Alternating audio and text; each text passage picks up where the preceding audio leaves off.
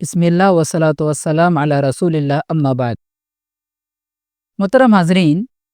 ہم سب جانتے ہیں کہ ہم جس ماحول میں جیتے ہیں یہاں پر اچھے اور برے دونوں قسم کے لوگ پائے جاتے ہیں۔ کوئی معاشرہ مکمل نیک اور صالح ہو جائے ایسا ہو نہیں سکتا۔ نبی علیہ الصلوۃ والسلام نے فرمایا کل بنی آدم خطاء، ہر آدم کی اولاد سے غلطی ہونا طے ہے۔ اور محترم حاضرین، کوئی بھی معاشرہ، کوئی بھی ماحول ایسا نہیں ہو سکتا کہ وہ مکمل گنہگار ہو جائیں، سارے کے سارے لوگ گناہ کرنے والے بن جائیں، کبھی ایسا بھی نہیں ہو سکتا۔ نبی علیہ الصلوۃ والسلام نے فرمایا لا تزال طائفۃ من امتی ظاہرین علی الحق، کہ میری امت کا ایک گروہ ہمیشہ حق کا علم بلند کرنے والا رہے گا۔ تو محترم حاضرین، ہمیں بات یہ سمجھ میں آتی ہے کہ ہم جس معاشرے میں جیتے ہیں یہاں پر اچھے لوگ بھی پائے جاتے ہیں، برے لوگ بھی پائے جاتے ہیں۔ جب اچھے اور برے لوگ مل کر کے رہتے ہیں تو یہاں پر چند برائیاں ہمارے درمیان پیدا ہوتی ہیں، جن میں سے چند برائیوں کا تعلق اچھے لوگوں کے ساتھ ہے اور چند برائیوں کا تعلق برے لوگوں کے ساتھ ہے۔ ہم دو برائیاں ایسے جاننے کی کوشش کریں گے جو اچھے لوگوں میں پائی جاتی ہے برے لوگوں کے ساتھ رہنے کی وجہ سے، اور دو برائیاں ایسی ہیں جو برے لوگوں میں پائی جاتی ہیں اچھے لوگوں کے ساتھ رہنے کی وجہ سے۔ پہلی برائی جو اچھے لوگوں میں پائی جاتی ہے، جب اچھے لوگ برے لوگوں کو اپنے سامنے دیکھتے ہیں تو اچھے لوگوں کے اندر ایک برائی پیدا ہوتی ہے، وہ یہ ہے کہ اچھے لوگ اپنے آپ کو دودھ کا دھلا سمجھنے والے بن جاتے ہیں، اپنے آپ کو پاکیزہ سمجھتے ہیں، اپنے آپ کو بہت زیادہ نیک سمجھنے والے بن جاتے ہیں۔ ان کے متعلق اللہ تبارک و تعالیٰ نے کہا فَلَا تُزَكُّوا أَنفُسَكُمْ هُوَ أَعْلَمُ بِمَنِ اتَّقَىٰ، کہ تم اپنے آپ کو پاکیزہ نہ سمجھو، کیونکہ اللہ تبارک و تعالیٰ زیادہ جانتا ہے کہ تم میں کون پاکیزہ ہے، متقی پرہیزگار ہے۔ محترم حاضرین،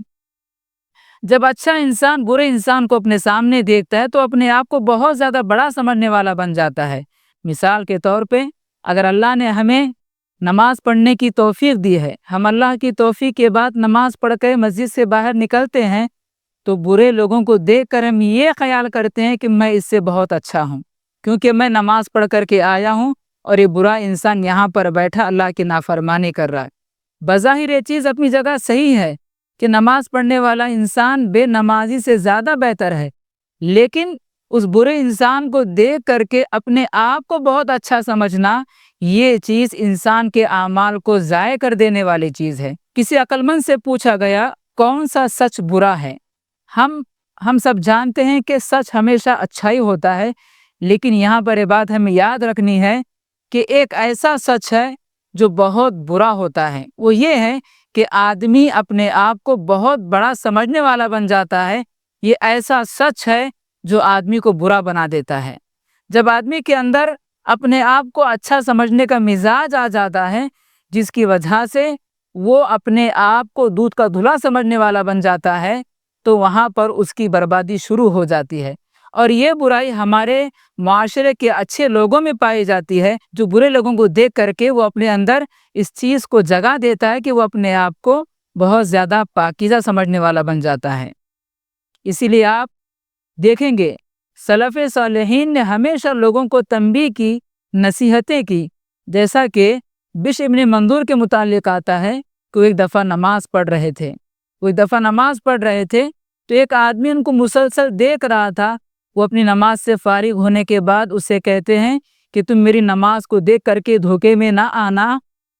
کیونکہ شیطان پہلے فرشتوں کے ساتھ رہا کرتا تھا لیکن اب وہ ابلیس کی شکل میں ہمارے درمیان رہتا ہے۔ اسی لیے آپ کسی بھی انسان کی نیکی کو دیکھ کر کے اس کے دھوکے میں نہ پڑے، اور نمازی انسان کو چاہیے کہ وہ اپنے نیکی کے دھوکے میں آ کر کے اپنے آپ کو پاکیزہ نہ سمجھے۔ جب اچھے اور برے انسان مل کر کے رہتے ہیں تو دوسری برائی جو اچھے لوگوں میں پیدا ہوتی ہے وہ یہ کہ وہ نصیحت کے طور پہ سامنے والے کو کچھ بھی کہہ سکتے ہیں، یہ ان کا مزاج بن جاتا ہے۔ دیکھیں، نصیحت کرنا میرا اور آپ کا ایمانی فریضہ ہے، اور باقاعدہ اسلام نے ہمیں اس بات کا حکم دیا ہے کہ ہم آپس میں ایک دوسرے کو اچھائی کا حکم دیں،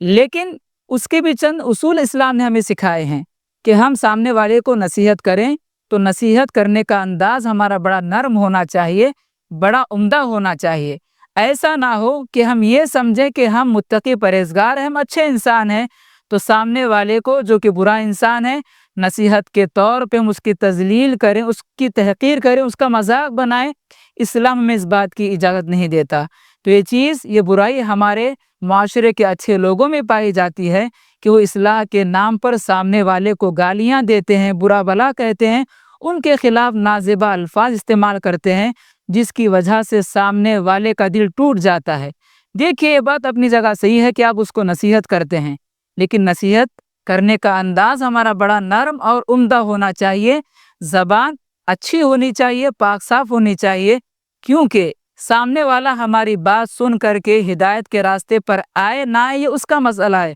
لیکن ہماری زبان خراب ہوگی تو ہماری نیکیاں برباد ہو جاتی ہیں۔ محترم حاضرین، یہ دو خرابیاں تھیں جو ہمارے معاشرے کے اچھے لوگوں میں پائی جاتی ہے، اور دو برائیاں جو ہمارے معاشرے کے برے لوگوں میں پائی جاتی ہے۔ ان میں پہلی برائی یہ ہے کہ جب وہ اچھے لوگوں کو دیکھتے ہیں تو ان کا مذاق بنانا شروع کر دیتے ہیں، اور یہ صفت لوط علیہ السلام کی قوم میں پائی جاتی تھی، جو لوط علیہ السلام اور ان کے ساتھیوں کو دیکھ کر کے وہ لوگ کہا کرتے کہ دیکھو یہ ہمارے معاشرے کے اچھے لوگ جا رہے ہیں۔ یہ مزاج ہمارے معاشرے کے برے لوگوں میں پائے جانے والا مزاج ہے کہ وہ اچھے لوگوں کو دیکھ کر کے آنکھوں میں اشارے کر کے ان کا مذاق بناتے ہیں کہ دیکھو یہ ہمارے معاشرے کے اچھے لوگ جا رہے ہیں۔ ہونا تو یہ چاہیے کہ برے لوگ ہمیشہ یہ بات اپنے خیال میں رکھیں کہ اچھے لوگ ہمارے درمیان موجود ہیں، اس لیے اللہ کا عذاب ہم پر نہیں آ رہا ہے، اللہ تعالیٰ کے عذاب سے ہم بچے ہوئے ہیں انہیں اچھے لوگوں کی وجہ سے۔ بہرحال جو دوسری برائی برے لوگوں میں پائی جاتی ہے وہ یہ کہ وہ اچھے لوگوں کو دیکھ کر کے برائی میں اور زیادہ آگے بڑھ جاتے ہیں۔ مثال کے طور پہ جب اچھے لوگ نصیحت کرتے ہیں کہ آپ گانا نہ سنیں، آپ اللہ کی نافرمانی نہ کریں، تو وہ اچھے لوگوں کو دیکھ کر کے اللہ کی نافرمانی میں آگے بڑھ جاتے ہیں۔ جیسا کہ اگر کوئی بندہ گانا سننے سے روکتا ہے تو اچھے لوگوں کو دیکھ کر کے میوزک کا ساؤنڈ اور بڑھا دیتے ہیں۔ اگر کوئی اچھا انسان یہ کہے کہ دیکھو آپ اپنے پینٹ کو اپنے ٹخنوں سے اوپر رکھیں، وہ اچھے لوگوں کو دیکھ کر کے اپنا پینٹ نیچے کر کے یہ بتانا چاہتے ہیں کہ ہم آپ کی بات نہیں مانتے، لہذا ان کا مذاق بناتے ہیں۔ تو محترم حاضرین، یہ دو برائیاں جو ہمارے معاشرے کے برے لوگوں میں پائی جاتی ہیں،